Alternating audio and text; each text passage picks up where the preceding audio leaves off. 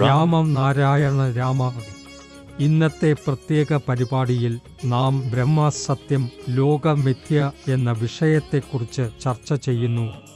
നമ്മുടെ മുതിർന്നവരും സന്യാസികളും പറയുന്നത് ലോകം ഒരു മിഥ്യയാണെന്നും നശ്വരമാണെന്നും ബ്രഹ്മം മാത്രമാണ് സത്യമാണെന്നും ആണ്. ശ്രദ്ധിക്കേണ്ടത് നമ്മുടെ ചിന്തകളും വിവേകവും എല്ലാം ഈ ശരീരത്തിൽ നിന്നാണ് ഉദ്ഭവിച്ചത്.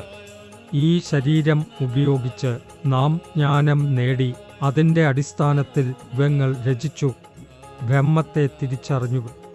എന്നാൽ ശരീരം മിഥ്യയാകുമോ? ഞങ്ങൾ ബ്രഹ്മത്തെ മനസ്സിലാക്കിയ ശരീരം ബ്രഹ്മത്തിൻ്റെ തന്നെ ഭാഗമാണ്.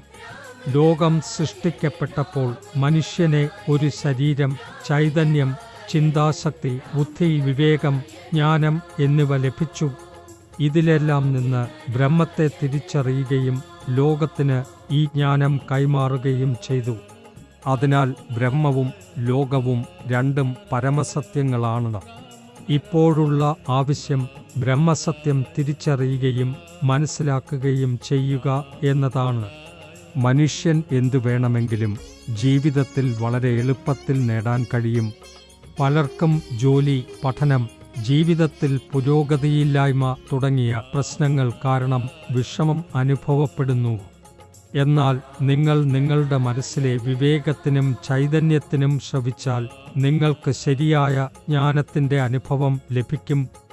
ശരിയായ ജ്ഞാനം നിങ്ങൾ നേടുമ്പോൾ വിജയത്തിലേക്കുള്ള മാർഗം നിങ്ങൾക്ക് മുന്നിൽ തെളിഞ്ഞു കാണാൻ തുടങ്ങും. ഈ വിജയം നേടുന്നത് നിങ്ങളുടെ വിവേകവും ചൈതന്യവും ബ്രഹ്മജ്ഞാനവും വഴി ആണ്.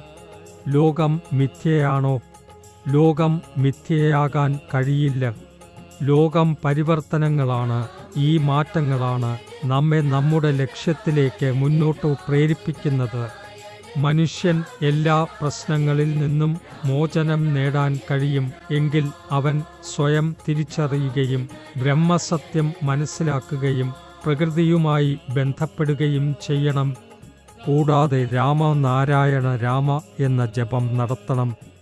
രാമനാരായണ രാമ ജപത്തിൻ്റെ അർത്ഥം സൃഷ്ടിയിലെ പ്രബല ഊർജത്തിൻ്റെ പ്രതീകം. മനുഷ്യൻ്റെ ദിവ്യദൃഷ്ടിയുടെ പരിമിതിയെ സൂചിപ്പിക്കുന്നു. ബ്രഹ്മാണ്ഡത്തിലെ അണുക്കളും ഗാലക്സികളുമൊക്കെയും അടങ്ങിയിട്ടുള്ളതിനെ പ്രതിനിധീകരിക്കുന്നു. പഞ്ചഭൂതങ്ങളായ ഭൂമി, ആകാശം, വെള്ളം, കാറ്റ്, അഗ്നി എന്നിവയെ അടങ്ങിയതാണ്.